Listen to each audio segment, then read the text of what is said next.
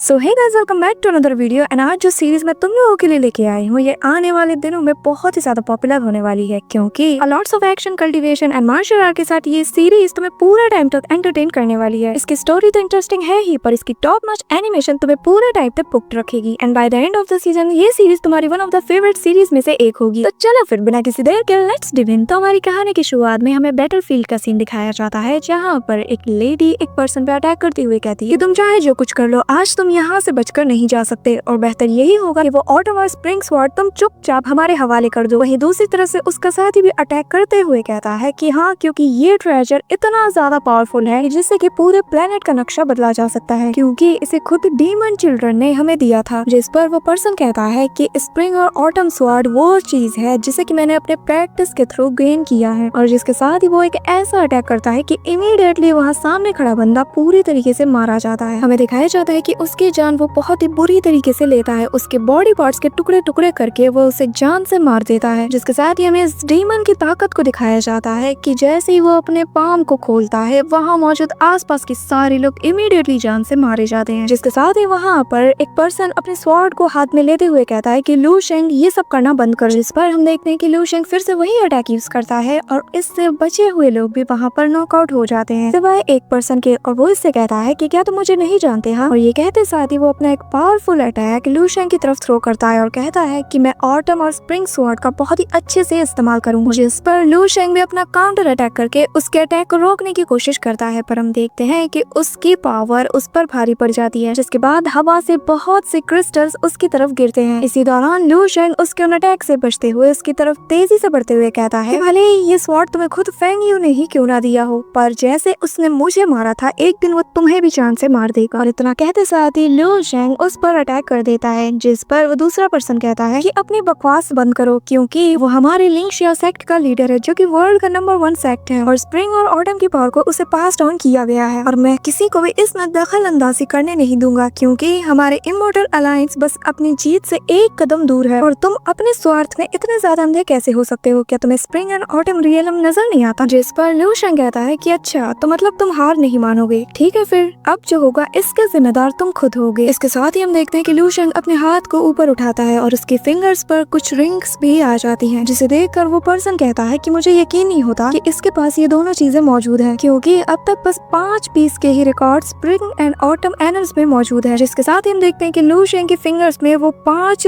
Pieces आ जाती हैं और फिर लू शेंग उससे कहता है कि मैं इस लाइफ में तुम्हारे जितना सक्सेसफुल तो नहीं रहा, और ये कहते साथ ही वो अपनी मुट्ठी को बंद कर लेता है और हम देखते हैं कि वहाँ पर जितनी भी डेड बॉडीज थी वो सभी इमीडिएटली डिसअपियर हो जाती हैं। और लू शेंग आगे कहता है कि चलो फिर अतीत में 1000 साल पीछे जाकर हम अपने आने वाले आउटकम को डिसाइड करते हैं। ये देखकर वो दूसरा पर्सन कहता है कि लू शेंग ऐसा मत करो, आखिर तुम क्या करने जा रहे हो? जिस पर लू शेंग अपने हाथ को हवा में ऊपर उठाते हुए कहता है, ये वक्त बताने का नहीं बल्कि दिखाने का। हम देखते हैं कि वहाँ आसपास बहुत सारी लाइटिंग एनर्जीज इमर्ज होती हैं और जैसे ही लू शेंग अपनी मुट्ठी को बंद करता है, वो 5 एलिमेंट्स मिलकर वहाँ पर टाइम साइकिल को पीछे की तरफ चलाने लगती है, जिससे अभी जो कुछ भी हुआ वो सीन दोबारा से रिपीट होने लगता है। इसी के साथ हमें हजारों साल पहले की कहानी को दिखाया जाता है, जहाँ पर लू शेंग पेड़ के नीचे लेटा हुआ होता है और सोचता है कि मैं आखिर उसके बाकी की 4 बहनों को कहाँ पर ढूंढूंगा। इसी दौरान वहाँ पर एक बर्ड अपने साथ एक मैसेज को लाती है और कहती है कि तियान यू पीक डिसाइपल्स को एक्सेप्ट कर रही है, और फिर वो और आगे कहने लगता है कि तुम्हें हमारे मास्टर ने बुलाया है। ये सुनकर लू शेंग कहता है कि यार अभी नहीं, अभी तो मैं बस आराम कर रहा था। इसी दौरान हमें उस मास्टर के घर का सीन दिखाया जाता है, जहाँ पर एक पर्सन आकर कहता है कि तुमने कहा था कि तुमने एक रूल बनाया है कि तुम सिर्फ जियान को ही एक्सेप्ट करोगे, और 10 साल पहले मैंने एक रूल बनाया था जिसके अकॉर्डिंग कि मैंने एक लड़के जिसका नाम की लू शेंग है उसे एक्सेप्ट किया था, जो कि बिल्कुल भी अच्छा नहीं है। तो मेरे कहने का मतलब बस इतना है कि अगर तुम 2 लोगों को एक्सेप्ट कर सकते हो तो तीसरा क्यों नहीं? और तुम अच्छे से जानते हो कि तुम्हारा तियान यू पीक हमारे 5 पीक्स ऑफ लियांगशु सेक्ट का लीडर है, तो इसलिए तुम मुझे एक्सेप्ट करने से रिफ्यूज नहीं कर सकते। इसी दौरान लू शेंग दरवाजे को तोड़ते हुए अंदर आते हुए कहता है कि आखिर तुम किसकी बात कर रहे हो? हम देखते हैं कि वहाँ मौजूद दूसरा पर्सन कहता है कि मास्टर तुम्हें ऐसा नहीं करना चाहिए, तुम्हें तो ज्यादा से ज्यादा डिसाइपल्स को रिक्रूट करना चाहिए। और हम देखते हैं कि लू शेंग का मास्टर कहता है कि मैं इस मैटर पे अपनी राय पहले ही दे चुका हूँ। इसी दौरान लू शेंग को गुस्सा आ जाता है और कहता है कि तुम लोग मेरे मास्टर को परेशान करना बंद कर दो, और इतनी मुंह की बेइज्जती खाने के बाद वो दोनों वहाँ से चले जाते हैं। जिसके बाद उसका मास्टर से कहता है कि लू शेंग तुम्हें थोड़ा ध्यान रखना होगा, क्योंकि यहाँ आस पास तुम्हारे दुश्मन बहुत ज्यादा है और और भूलो मत कि तुम्हारे सीनियर ब्रदर जीन को भी इन्हीं लोगों की वजह से 10 साल के लिए बर्खास्त कर दिया गया है। इसी दौरान हमें कुछ दिनों बाद का सीन दिखाया जाता है जहाँ पर तियान्यू सेक्ट को ज्वाइन करने की रिक्रूटमेंट स्टार्ट हो जाती है और इन लोगों ने बस इतना करना है कि इन्हें उस सर्कल के अंदर खड़ा रहना है और लू शेंग के 3 अटैक्स को झेलना है बिना टस से मस हुए। और हम देखते हैं कि जैसे ही पहला बंदा उस बैटलफील्ड के अंदर आता है उससे लू शेंग अपने एक अंगूर से ही थ्रो करके दूर फेंक देता है। मतलब लेवल देख रहे हो पावर का। ऐसे ही हम दूसरे पर्सन को भी देखते हैं, जैसे ही वो लोग बैटलफील्ड के अंदर कदम जमाते हैं लू शेंग दूर बैठा हुआ जो भी चीजें थ्रो करता है वो सब लोग पल भर में ही हार जाते हैं। और ऐसे ही जो भी उस बैटलफील्ड में आता है वो सभी लोग सेकंड से ज्यादा टिक नहीं पाते। जिसके बाद लू शेंग एल्डर वू से कहता है कि एल्डर वू, मुझे नहीं लगता कि अब हमारे आसपास के इलाके में कोई भी अच्छा डिसाइपल होगा। जिस पर एल्डर वू कहता है कि ऐसी बात नहीं है, भले ही आज 100 लोग हार गए हों, मैं कल फिर से 200 लोगों को ढूंढ कर लाऊंगा। और एक बात बताओ, आखिर कब तुम सेटिस्फाई होगे, क्योंकि हमारी डिसाइपल रिक्रूटमेंट मीटिंग बहुत ही जल्द खत्म होने वाली। पर तभी वहाँ पर एक सुंदर सी लड़की आती हुई कहती है कि आखिर मेरे बिना ये चीज एंड कैसे हो सकती है। जिस पर एल्डर वू कहता है कि हाँ, हम तो शाओ ही के बारे में भूल ही गए थे और मुझे लगा था कि हम कल तुम्हारे अंकल के साथ यहाँ पर आने वाले थे, क्योंकि मैंने सुना है कि आज ब्लड स्वॉर्ड सेक्ट का ट्रेजर इन चोरी हो चुका है। जिस पर शाओ ये कहती है कि मुझे इससे फर्क नहीं पड़ता, क्योंकि इन सब कामों के इंचार्ज मेरे अंकल हैं और मेरा काम ये है कि मैं फिलहाल अपनी स्टडी पर फोकस करूं। जिसके बाद वो अपने स्वॉर्ड को लू शेंग की तरफ आगे करती हुई कहती है कि चलो तो फिर मैं अब यहाँ पर हाजिर हूँ, अपने 3 मूव्स को स्टार्ट करो और मुझे उम्मीद है कि तुम अपना सबसे पावरफुल अटैक मेरे पर करोगे। जिस पर एल्डर वू कहता है कि तुम्हें जरा तमीज से बात करनी चाहिए, क्योंकि लू शेंग मास्टर शाओ फेंग का डिसाइपल। जिस पर लू शेंग एल्डर वू को रोकते हुए कहता है कि ये जो कह रही है इसे कहने दो, क्योंकि मैं इसकी स्किल्स को टेस्ट करना चाहता हूँ। जिस पर वो लड़की कहती है कि हाँ चलो देखते हैं, और इससे फर्क नहीं पड़ता कि तुम किसके क्या लगते हो, इस वक्त मेरे सामने तुम मेरे एग्जामिनर हो और मुझे उम्मीद है कि तुम अपना बेस्ट दोगे। जिस पर हम देखते हैं कि लू शेंग पलक झपकते ही उसकी नजरों के सामने आ जाता है और उसके फोरहेड पर अपनी 2 फिंगर्स को पॉइंट करता है, जिससे आसमान में एक लाइटनिंग एनर्जी क्रिएट होती है। और उसके अगले ही पल वो लड़की पूरी तरीके से हैरान हो जाती है और उससे कहती है ये तो सरासर चीटिंग हुई, तुमने तो मुझे बताया भी नहीं कि तुम स्टार्ट कर रहे हो और ऐसे ही अचानक से मेरे सामने आकर खड़े हो गए। जिस पर लू शेंग उसके सिर पर प्यार से मारते हुए कहता है कि तुम बहुत ज्यादा बोलती हो, पर तुम्हारी जानकारी के लिए मैं ये बता दूं कि 3 मूव टेस्ट अब हो चुका है और जिसमें तुम पास हो चुकी हो। इस पर हम देखते हैं कि शाओ ये बहुत ही ज्यादा खुश होते हुए कहती है कि ये तो बहुत ही ज्यादा अच्छी बात है और जिसका मतलब ये है कि अब मैं ब्रदर कियान को भी देख सकती हूँ। जिसके बाद में कुछ देर बाद का सीन दिखाया जाता है जहाँ पर शाओ ये ने बोल बोलकर लू शेंग का दिमाग पका दिया होता है और वो लू शेंग के साथ तियान्यू सेक्ट के बाहर पहुंच जाती है और हम देखते हैं कि वो जैसे ही अंदर जाने की कोशिश करती है वो जा नहीं पाती। इसी दौरान लू शेंग वहाँ से गायब हो जाता है। जिसके बाद हमें कुछ देर बाद का और एक अलग जगह का सीन दिखाया जाता है जहाँ पर लू शेंग एक बंदे से कहता है कि आखिर वो ब्लड स्वॉर्ड सेक्ट की रिंग कहाँ पर है। जिस पर वो चोर कहता है कि कौन सी रिंग और कौन सा सेक्ट, मैं तो इसके बारे में पहली बार सुन रहा हूँ और आखिर तुम हो कौन। जिस पर लू शेंग उससे कहता है कि होशियार बनने की जरूरत नहीं, मैं अच्छे से जानता हूँ कि ये तुम्हारे पास मौजूद है, तो बेहतर होगा कि चुपचाप इसे मेरे हवाले कर दो। इसी दौरान पास से एक दूसरा पर्सन उस पर अटैक कर देता है और हम देखते हैं कि लू शेंग उसके स्वॉर्ड अटैक को अपने बस 2 फिंगर से ही रोक लेता है और हमें पता चलता है कि असल में ये दूसरा चोर होता है जो कि इस पहले वाले चोर से उस रिंग को चुराने आया होता है। और फिर वो लू शेंग से कहता है कि दिखने में तो तुम भी काफी ज्यादा स्ट्रॉन्ग लग रहे हो, तो एक काम करते हैं, हम दोनों का आपस में लड़ने से कोई फायदा नहीं, हम इससे वो रिंग ले लेंगे, उससे दूसरे सेक्ट में ले जाकर बेचकर जो भी पैसा मिलेगा हम उसे हाफ हाफ बांट लेंगे। और लू शेंग के पावर का नमूना देखकर वो पर्सन चुपचाप वो रिंग उसे हवाले कर देता है। जिसके बाद हम देखते हैं कि वो चोर वहाँ से चुपचाप जाने लगते हैं, पर लू शेंग उन्हें रोकते हुए कहता है कि पर मेरी एक बात तो सुन लो, मैंने तुमसे ये कब कहा कि अगर ये रिंग तुम मेरे हवाले कर दोगे तो मैं तुम्हारी जान को बख्श दूंगा। और ये कहते साथ ही वो अपनी स्वॉर्ड को बाहर निकालता है और फिर हमें दिखाया जाता है कि असल में ये लू शेंग नहीं होता है बल्कि उसका बड़ा भाई होता है जो कि उसका रूप लेकर यहाँ पर आता है। वही दूसरी तरफ हमें लू शेंग को दिखाया जाता है जहाँ पर वो अपने मन में कहता है कि बड़े भाई पता नहीं वो दिन कब आएगा जब मैं आपसे मिलूंगा और न जाने आप इस वक्त कहाँ और क्या कर रहे होंगे।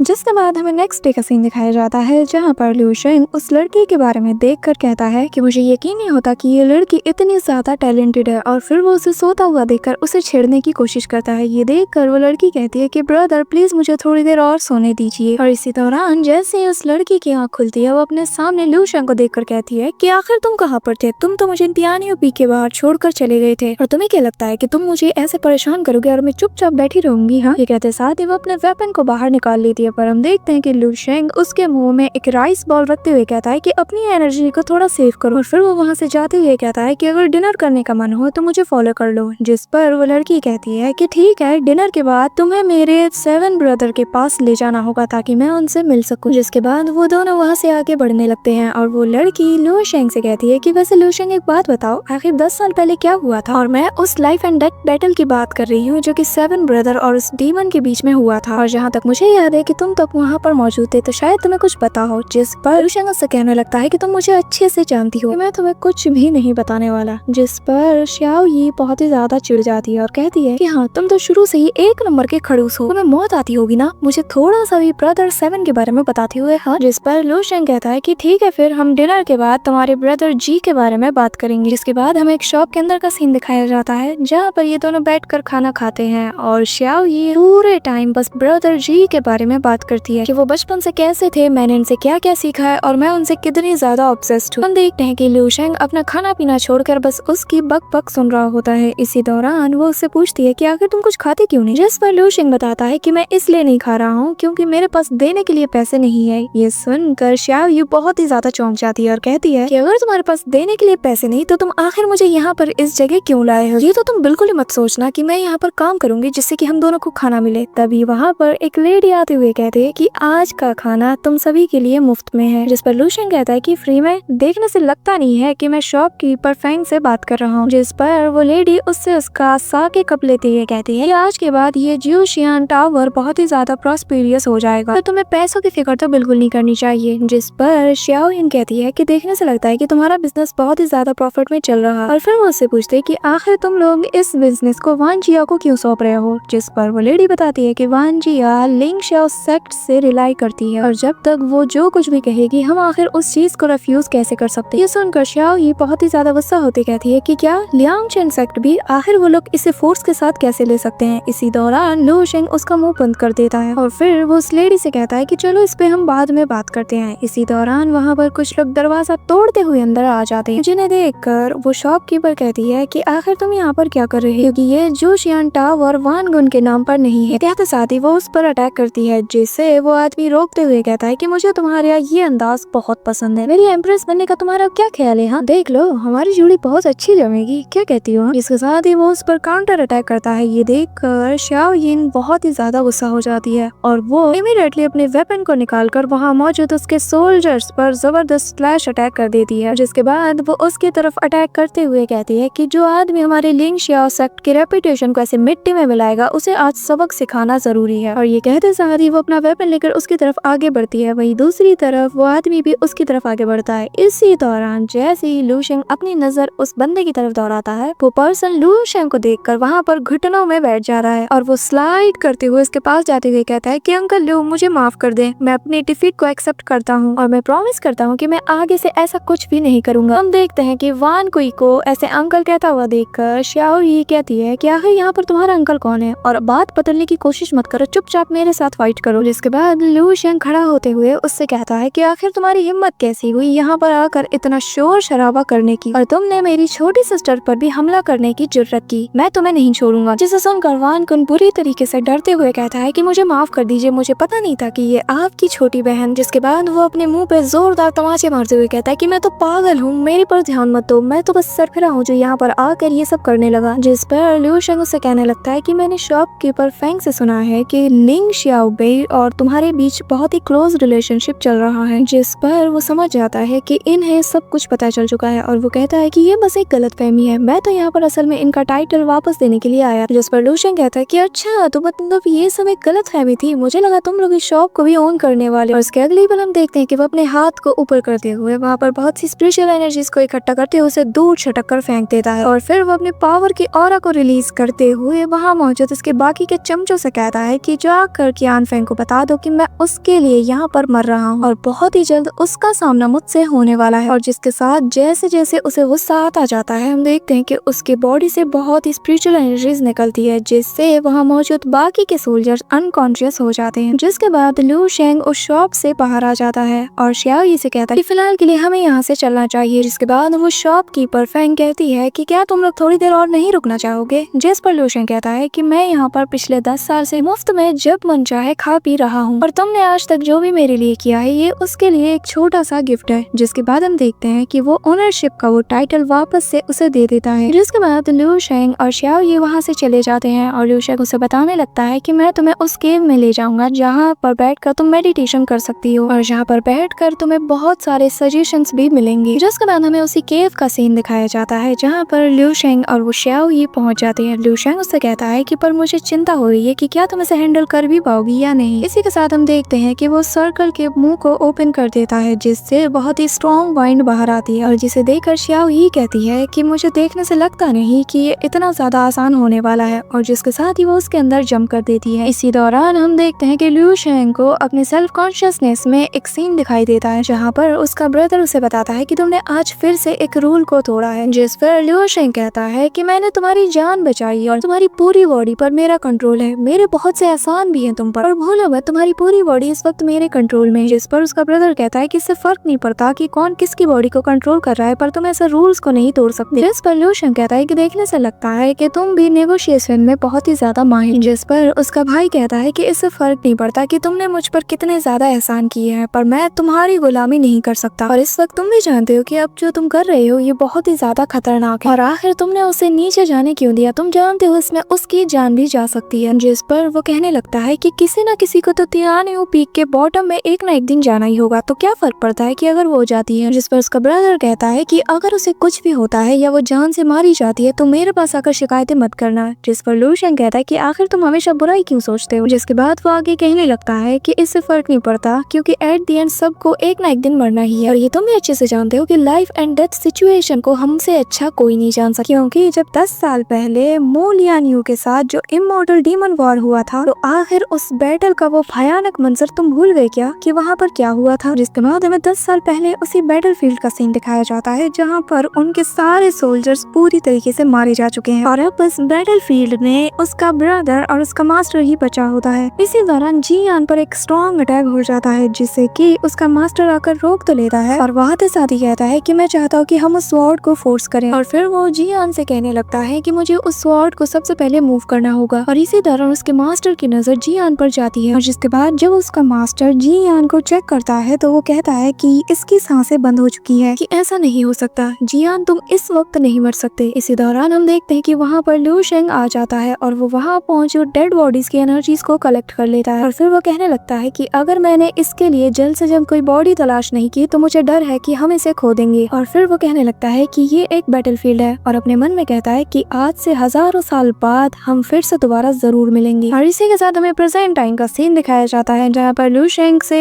उसका ब्रदर कहता है कि मुझे डर है कि हमारी जूनियर सिस्टर इस टेस्ट में कामयाब नहीं हो पाई। वहीं दूसरी तरफ हमें xiao yi को दिखाया जाता है जहाँ पर वो उन सभी चीजों से फाइट करते हुए कहती है कि मैंने सुना है कि ब्रदर कियान जब अपने लिमिट पर फर्स्ट टाइम पहुंचे थे तो उन्होंने हाफ ऑफ द वर्ल्ड के सोल्जर्स को अकेले ही जान से मार दिया था और अगर मुझे उनके जितना स्ट्रॉन्ग बनना है तो मुझे इन सब चीजों से बहुत ही जल्द निकलना, पर मेरे लिए ये बहुत ही ज्यादा डिफिकल्ट हो रहा है। जिस पर लू शेंग उससे कहता है कि अगर ये तुम्हारे लिए इतना ही ज्यादा मुश्किल है तो तुम चुपचाप पीछे क्यों नहीं हट जाती। इसी दौरान उसके सेल्फ कॉन्शियसनेस में उसका ब्रदर उससे कहता है कि आखिर तुम उसकी मदद क्यों नहीं करते। जिस पर वो बताता है कि ये उसी की गलती है कि उसने ये रास्ता अपने लिए चुना है और अब उसे खुद ही अपने स्वॉर्ड स्पिरिट को कल्टीवेट करना होगा और अगर इस काम में उसकी मौत लिखी होगी तो इसमें मेरी क्या गलतियाँ। वहीं दूसरी तरफ हम xiao yi को देखते हैं जहाँ पर वो सारे तेज वाइंड अटैक्स एक एक करके स्लैश अटैक में चेंज होकर उसकी तरफ तेजी से बढ़ते हैं और एक के बाद एक शार्प स्लैश अटैक्स उसकी तरफ होते हैं जिन्हें वो अपनी वेपन से डॉज करने की कोशिश लगातार करती रहती है। और हम देखते हैं कि उसकी हालत अब बहुत ही ज्यादा खराब होने लगती है और वो कमजोर पड़ने लगती है। जिसके साथ ही हम देखते हैं कि जैसे ही लू शेंग को ये रियलाइज होता है कि xiao yi की जान खतरे में है तो वो इमीडिएटली अपनी पावर की ऑरा को रिलीज करता है, पर उसके अगले पल हम देखते हैं कि वहाँ पर उसका भाई उससे पहले पहुंच जाता है और वो सीधा जाकर xiao yi की जान बचा लेता है। और जैसे ही ब्रदर कियान को अपने सामने देखती है xiao yi पूरी तरीके से शॉक्ड हो जाती है, पर वो इतनी ज्यादा कमजोर होती है कि वो बेहोश होने लगती है और इससे पहले कि वो अनकॉन्शियस होकर जमीन पर गिर जाती ब्रदर कियान आकर उसे हक कर लेते हैं और वो हाफ कॉन्शियसनेस के साथ उसे देखते हुए कहती है कि मुझे यकीन नहीं होता कि ब्रदर ब्रदर 7 मैं आज आपसे मिल पा रही। जिसके बाद ब्रदर 7 उसे उठाकर वहाँ से बाहर ले आते हैं, साथ ही उसके वेपन को भी वो ले आते हैं। और लू शेंग यहाँ पर मस्त आराम करते हुए कहता है कि हाँ बस अच्छा हुआ कि तुमने खुद ही आकर इसकी जान बचा ली, वरना खाम का मेरी एनर्जी वेस्ट हो जाती। और हमारे मास्टर को ये लगता है कि मैंने सारा दिन बस खेल कूद में ही जाया किया।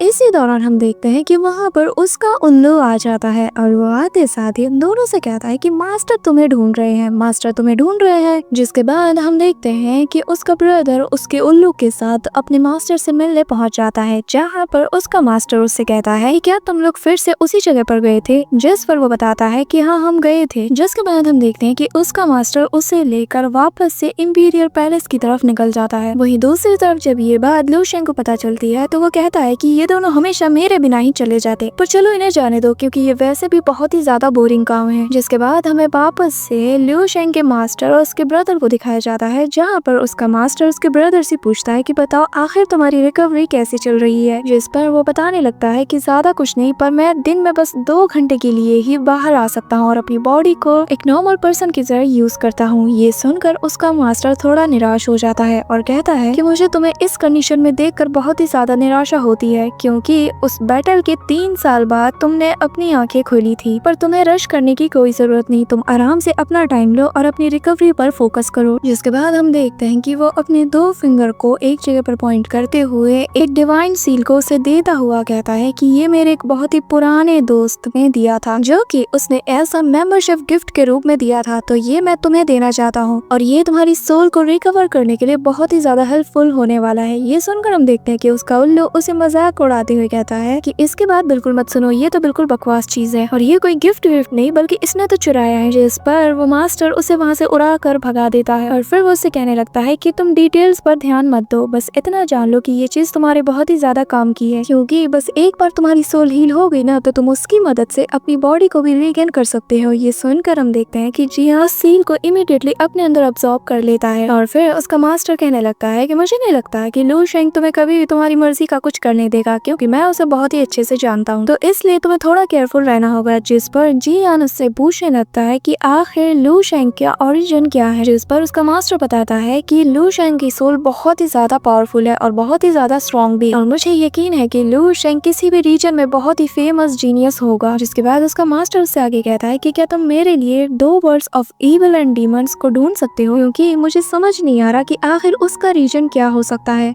और तुम्हारे इस सवाल का जवाब तो मेरे पास भी नहीं है और मैं काफी सालों से इसके जवाब ढूंढने के पीछे लगा हुआ हूँ। और जहाँ तक मेरी इन्फॉर्मेशन मुझे बताती है कि ये अचानक से ही यहाँ पर आ गया है। जिसके बाद वो उसके कंधे पर हाथ रखते हुए कहता है कि फिलहाल के लिए तुम अपनी रिकवरी पर फोकस करो और रेस्ट करो और चिंता मत करो, जब तक तुम ठीक नहीं हो जाते मैं इस मैटर की खोजबीन करूंगा। आफ्टर ऑल कभी भी एक बॉडी 2 डिवाइन रिंग्स को अपने साथ नहीं रख सकती, मैंने सही कहा ना जियान। जिसके बाद हम देखते हैं कि जियान वापस से लू शेंग की कॉन्शियसनेस में वापस आ जाता है और लू शेंग उसे कहने लगता है कि अच्छा था तुम दोनों की बातचीत हो गई, हाँ, पर इस बार तुम दोनों ने बहुत ज्यादा टाइम लगा लिया और एक बात बताओ कि तुम्हारी बॉडी पर अभी भी मेरा कंट्रोल है, तो तुम्हें नहीं लगता कि तुम्हें मुझ पर भी थोड़ा ट्रस्ट दिखाना चाहिए और तुम्हारी उनके साथ जो भी बातचीत हुई है मुझे उसके बारे में बताना चाहिए। जिस पर हम देखते हैं कि जियान उसकी किसी भी बात पर ध्यान नहीं देता और वहाँ पर बैठकर ही ऑफ मिक्स्ड प्रोमोडाइल की एनर्जी को समझने में लग जाता है और उसे इतना हार्ड वर्क करता हुआ देखकर लू शेंग उससे कहने लगता है कि यकीन है कि मास्टर तुमसे बहुत ही ज्यादा प्यार करते हैं और जिस हिसाब से वो हमेशा तुम्हारी हेल्प करते आए हुए हैं ना, इससे लगता है कि तुम बहुत ही जल्द रिकवर कर लोगे। जिसके बाद वो उससे कहता है कि फिलहाल के लिए तुम रेस्ट करो और चिंता मत करो, यहाँ मेरे सेल्फ कॉन्शियसनेस में तुम्हारे लिए एंटरटेन होने के लिए बहुत सी चीजें मौजूद है। जिसके बाद हमें कुछ देर बाद का सीन दिखाया जाता है जहाँ पर लू शेंग मास्टर के पास पहुंचकर बताने लगता है मास्टर वो लड़की जो कि हमारी न्यू डिसाइपल होने वाली है वो अब चली गई है और बिल्कुल सेफ है। और इतना कहने के बाद वो वहाँ से चुपचाप जाने लगता है कि तभी उसका मास्टर उसे रोकते हुए कहता है कि लू शेंग मेरी एक बात हमेशा याद रखना, भले ही जियान की लाइफ तुम्हारे हाथ में ही क्यों ना हो और तुम जो मर्जी चाहो उसके साथ कर सकते हो, पर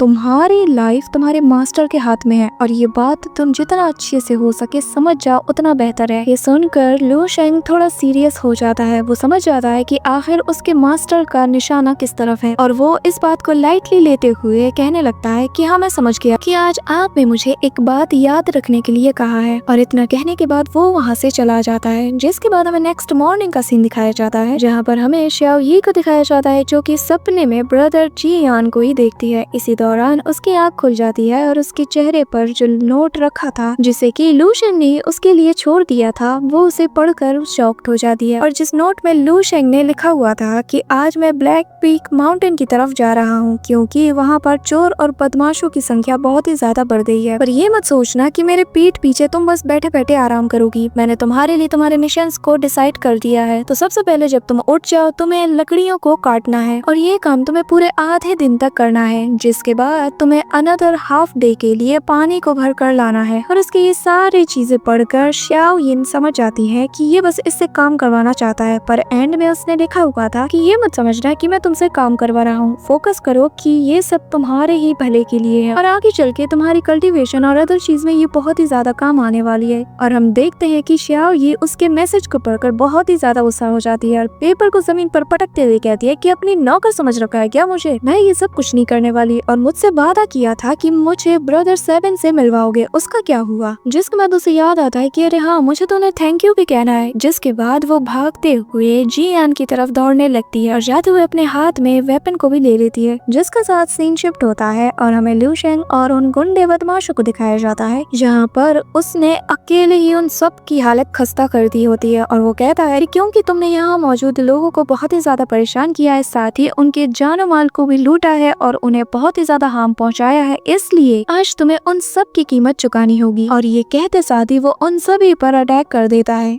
और हम देखते हैं कि उसके अटैक से ही वहाँ मौजूद बाकी के लोग भी नॉकआउट हो जाते हैं। जिस पर वो कहने लगता है कि तुम लोग तो इतनी कम तादाद में हो तो इसलिए ना इस फाइट में कुछ मजा नहीं आ रहा है, इसलिए जाओ और जाके बाकी लोगों को भी ले आओ। और जिसे सुनकर वहाँ मौजूद जितने बचे कुछ लोग थे वो दौड़ते हुए वहाँ से चले जाते हैं। और जिसके बाद हमें दिखाया जाता है कि लू शेंग के सेल्फ कॉन्शियसनेस में से जियान उसे कहने लगता है कि ब्रदर मुझे नहीं लगता कि यहाँ पर बाकी के रॉबर्स मौजूद होंगे। जिस पर लू शेंग उससे कहता है कि अगर ऐसी बात है तो क्यों ना तुम मेरी मदद करो थोड़ा। और इतना कहते साथ ही हम देखते हैं कि जो बंदा वहाँ से भाग कर निकलने की कोशिश करता है उसे लू शेंग अपने दूर से ही हल्के से पावर की फोर्स से ही नॉकआउट कर देता है। जिसके बाद हमें वहाँ का नजारा दिखाया जाता है जहाँ पर चारों तरफ लाश बिछी हुई थी और लू शेंग आगे कहता है कि मेरे भाई मैं तो मजाक कर रहा था, तुम्हें इस वक्त बस अपनी रिकवरी पर फोकस करना चाहिए और चिंता बिल्कुल मत करो, मैं ऐसी सिचुएशन में तुमसे काम नहीं करवाना चाहता। और इसी दौरान हम देखते हैं कोई वहाँ से दूर से एक शार्प स्वॉर्ड लू शेंग की तरफ फेंकता है, जिससे लू शेंग इमीडिएटली बस अपने उंगली से ही झटक कर दूर फेंक देता है। और ये एनिमेशन ना देखने में बहुत कमाल का लगता है और हमें लू शेंग के कुछ बैडस मूवमेंट भी यहाँ पर दिखाए जाते हैं। और जिसके साथ ही जिस बंदे ने उस पर अटैक किया था उसका वेपन घूमते हुए वापस से उसके पास आ जाता है और वो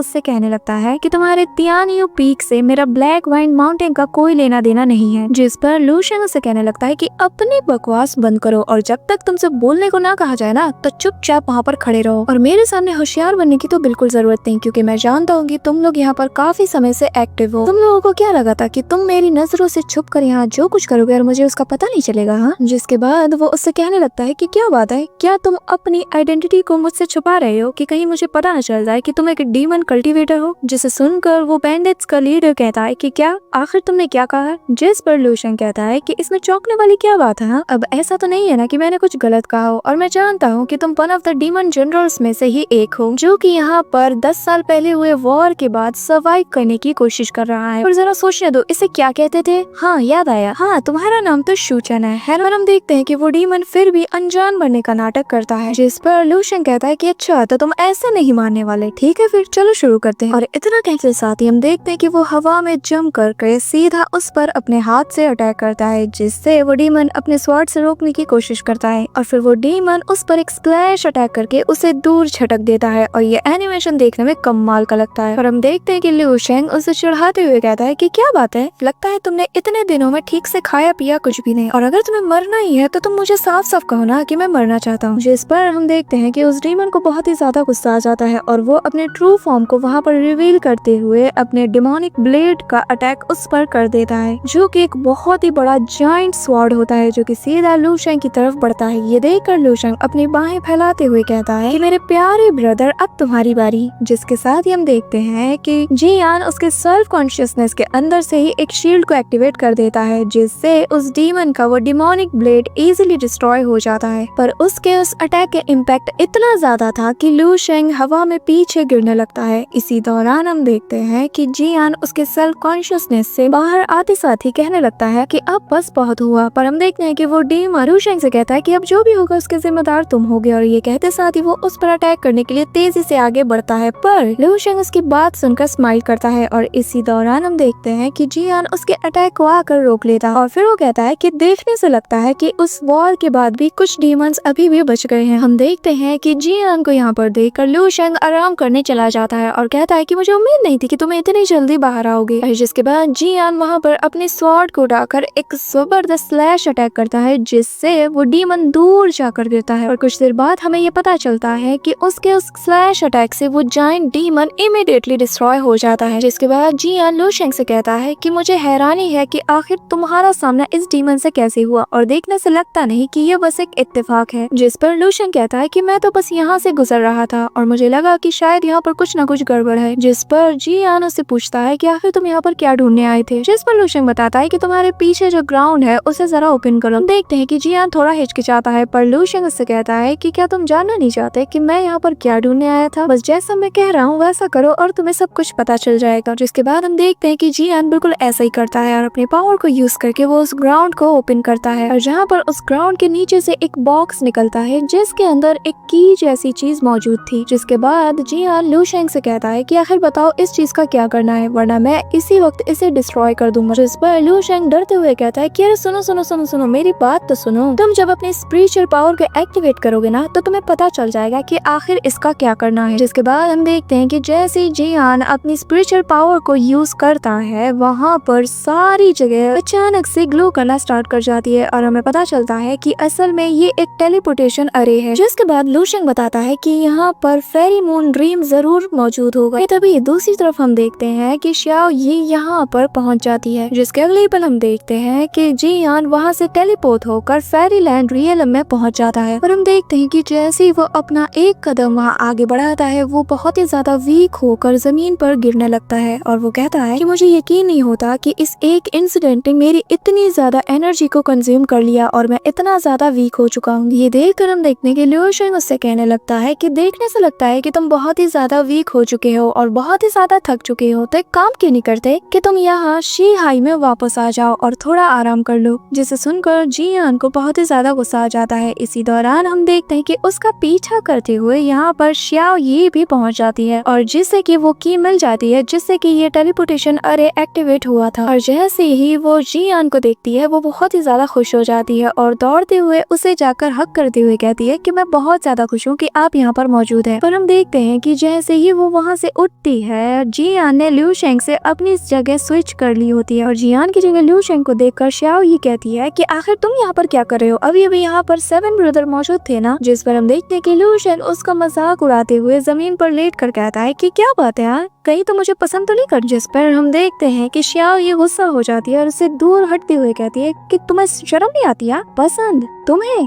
पागल हो गए हो क्या? तुम्हारे जैसे सर फिरे को भला कौन सी लड़की पसंद करना चाहेगी? वो तो मैं बस यहाँ पर सीनियर ब्रदर जियान को देखकर आ गई थी। और बताओ आखिर सीनियर ब्रदर जियान कहाँ पर मौजूद है? जिस पर हम देखते हैं कि लू शेंग खड़ा होते हुए कहता है कि तुमने शायद कुछ न कुछ गलत जरूर देखा होगा, क्योंकि यहाँ पर शुरू से लेकर एंड तक बस एक ही पर्सन मौजूद था और वो हूँ मैं। जिस पर श्याओ ये कहती है कि आखिर मैं अपनी गलती क्यों मानूं, और फिर वो जोर जोर से जियान को आवाज लगाने लगती है। जिस पर हम देखते हैं कि लू शेंग अपने कान खुजाते हुए कहता है कि तुम्हारी आवाज ना बहुत ही ज्यादा अजीब है, थोड़ा धीरे नहीं बोल सकती? और बोल ही क्यों रही हो? मैंने कहा ना वो यहाँ पर मौजूद नहीं है, वो अपने किसी काम में बहुत ही ज्यादा बिजी है। इसी दौरान हमें जियान को दिखाया जाता है जहाँ पर वो उसके कॉन्शियसनेस के अंदर बैठकर हानी हुआन की को रिफाइन करने में लग जाता है, जिससे कि उसकी हीलिंग पहले से और कहीं गुना ज्यादा फास्ट होने लगती है। इसी दौरान हम श्याओ ये को देखते हैं जहाँ पर वो एक सर्कल के अंदर उस की को जाकर पुट कर देती है और हम देखते हैं कि उसके ऐसा करने से वहाँ पर फिर से एक फॉर्मेशन एक्टिव हो जाता है, जिससे वहाँ आसपास बहुत सारी स्पिरिचुअल एनर्जीज निकलने लगती है और श्याओ ये पहले से ज्यादा डर जाती है। जिसे देखकर लू शेंग कहने लगता है कि उस चाबी को अपने हाथों से पकड़ी रहो और उसे हल्का हल्का राइट की तरफ रोटेट करो। ये सुनकर श्याओ ये कहती है कि आखिर तुम्हें कैसे पता कि यहाँ पर ये सब किया जाता है? जिस पर लू शेंग कहता है कि वो तो मुझे बस याद है कि आखिर इस टाइप के फॉर्मेशन को कैसे डील किया जाता है। इसी दौरान हम देखते हैं कि श्याओ यू से पूछती है कि तुम्हें पहले मुझे बताना होगा कि आखिर ब्रदर जियान कहाँ पर मौजूद है, जिस पर लू शेंग उसे बताता है कि अगर तुम उस दरवाजे को थोड़ा मोड़ोगी ना तो वो तुम्हें नजर आ जाएंगी। पर हम देखते हैं कि इसी दौरान श्याओ ही उस की को लेफ्ट की तरफ घुमा देती है और इसे कहती है कि मैं इस बार तुम्हारी बातों में नहीं आने वाली, मुझे पता है कि तुम झूठ बोल रहे हो। और जैसे ही वो लेफ्ट की तरफ उस की को रोटेट करती है, हम देखते हैं कि वहाँ पर एक डिफरेंट टाइप का फॉर्मेशन एक्टिव हो जाता है और वहाँ पर एक लेफ्ट हैंडेड गेट ओपन हो जाता है। ये देखकर लू शेंग कहता है कि अब तुमने क्योंकि की को बहुत ही गलत डायरेक्शन में घुमाया है तो मुझे नहीं पता कि अब हमारे सामने कौन सी चीज आने वाली है, और तुमने जो मुसीबत अपने सिर मोल ली है ना, इसका अंजाम तो तुम्हें भुगतना होगा और मुझसे तो तुम बिल्कुल उम्मीद मत करना कि मैं तुम्हारी जान बचाऊंगा। जिस पर वो कहती है कि हाँ, मुझे तुम्हारी कोई जरूरत नहीं। और ये कहते साथ ही लू शेंग वहाँ से आगे चला जाता है। तभी हम देखते हैं कि बहुत सारे वाइन्स आकर उन पर अटैक करना शुरू कर देती है, जिसे देखकर श्याओ ही अपने वेपन को निकालते हुए उन वाइन्स को काटना शुरू कर देती है। पर हम देखते हैं कि वो अकेले ये सब डील नहीं कर पाता और फिर वो ना चाहते हुए भी लू शेंग से कहती है कि प्लीज मेरी हेल्प करो। ये देखकर लू शेंग अपनी पावर को यूज करके उसे उन वाइन से आजाद कर देता है। जिसके बाद हमें कुछ देर बाद का सीन दिखाया जाता है जहाँ पर वो दोनों एक केव में पहुंच जाते हैं और जहाँ पर से लू शेंग कुछ फ्रूट्स को तोड़ते हुए श्याओ ये को बताने लगता है कि मैंने एक बुक में पढ़ा था कि यहाँ कहीं एक ऐसी मिस्टीरियस प्लेस है जहाँ पर moon light of heaven and earth एक साथ गैदर होते हैं, जो कि एक ऐसे स्पिरिचुअल गेट को ओपन करने के लिए गैदर होते हैं जिसके अंदर की ऑल काइंड की स्पिरिचुअल ट्रीज होती है, जिनमें की ऑल काइंड के स्पिरिचुअल फ्रूट्स और मेडिसिन भी मौजूद होते हैं। जिसके बाद लू शेंग नोटिस करता है कि श्याओ ये के पैर में चोट लगी है और ये किसी पॉइजनस चीज से लगी हुई है, जिस पर वो उससे पूछने लगता है कि कहीं तुम्हें चलने में दिक्कत तो नहीं आ रही है, जिस पर वो कहती है कि हाँ, थोड़ी बहुत आ रही है। तो लू शेंग उससे कहने लगता है कि अगर ऐसी बात है तो मैंने कहीं पर पढ़ा था कि अगर तुम रेड फ्रूट को खाओ जो कि स्पेशल फ्रूट होता है तो इससे तुम्हारा कोई भी जख्म इमीडिएटली ठीक हो सकता है, और अगर तुम ब्लू वाले को खाओगे तो इससे तुम इमीडिएटली पैरालाइज भी हो सकते हो। ये सुनकर हम देखते हैं कि श्याओ ये पहले रेड वाले फ्रूट को खाती है, पर हम देखते हैं कि उसे खाते साथ ही उसके बॉडी पर अजीब अजीब से मार्क अपीयर हो जाते हैं और जिसे देखकर ही वो बहुत ही ज्यादा घबरा जाती है, जिसके तुरंत ही बाद वो इमीडिएटली उस ब्लू फ्रूट को खा जाती है। और जैसे ही वो इसे खाती है उसकी बॉडी से वो सारे मार्क्स गायब हो जाते हैं, पर उसे बहुत ही ज्यादा ठंड लगती है, इतनी ज्यादा लगती है कि उसे लगता है कि अब वो किसी वक्त पैरालाइज हो जाएगी। और गुस्सा होते हुए लू शेंग से कहती है कि आखिर ऐसी बकवास सी बुक किसने लिखी है, जिस पर वो कहता है कि किसी ने नहीं, मैं तो बस यूं ही मजाक कर रहा था। जिसके बाद लू शेंग वहाँ से आगे जाने लगता है और यहाँ पर श्याओ ये ठंड से कांप रही होती है। तभी लू शेंग उसकी तरफ मधुमक्खी का एक छत्ता फेंकता है और कहता है कि अगर तुम्हें कोई हेल्प चाहिए तो तुम इन मधुमक्खियों को अपने आप को कटवाने दो, जिससे तुम्हारा ब्लड सर्कुलेशन बहुत ही ज्यादा तेज हो जाए। और उस मधुमक्खी के छत्ते को देखकर वो बहुत ही ज्यादा डर जाती है और उसे दूर फेंकते हुए तेजी से दौड़कर आगे निकल जाती है। और लू शेंग कहता है कि बहुत अच्छी, अगर तुम ऐसी दौड़ती रही तो तुम्हें बिल्कुल भी ठंड नहीं लगेगी। वही हम देखते हैं कि दूर से ही श्याओ ये की चिल्लाने की आवाजें आती है, जिसे सुनकर लू शेंग जोर जोर से हंसने लगता है। जिसके बाद हमें कुछ देर बाद का सीन दिखाया जाता है जहाँ पर लू शेंग को वो बॉक्स मिल जाता है जिसके अंदर की शियान न्यू सीक्रेट फिल्म का ट्रेजर मौजूद होता है और जो कि एक मिडास टच होता है। ये देखकर लू शेंग बहुत ही ज्यादा खुश हो जाता है। इसी दौरान उसे वहाँ पास ही से किसी के चिल्लाने की आवाज आती है, जो कि अपने भाई से कहता है कि भाई वो सीक्रेट रूम यहीं कहीं मौजूद होगा। ये सुनते साथ ही वो उस ट्रेजर को इमीडिएटली हाइड कर देता है और जहाँ से आवाज आती है वहाँ पर जाकर देखता है तो हम देखते हैं कि वहाँ पर ऑलरेडी बहुत से सेक्ट के लोग आए हुए थे ताकि वो इस ट्रेजर को चुरा सके। पर हम देखते हैं कि वहाँ पर उनका अंजाम बहुत ही दर्दनाक होता है और लू शेंग उनकी कंडीशन को देखकर कहने लगता है कि इतने सारे लोगों को देखकर ये अंदाजा लगाया जा सकता है कि ये ट्रेजर कितना ज्यादा कीमती है। इसी दौरान लू शेंग को कुछ फील होता है और कहता है कि मैं यहाँ पर जब भी आया हूँ मुझे हमेशा से ही कुछ ना कुछ मिसिंग लगता रहा है। और इसी दौरान उसकी नजर उस जायंट से स्पाइडर पर जाती है, जिसे मारने के लिए वो वहाँ पर पड़ी हुई एक स्टिक को उठाकर उसकी तरफ थ्रो करता है और फिर वो उसे जान से मार देता है। पर हम देखते हैं कि इसी दौरान वहाँ पर एक ओल्ड मॉन्ग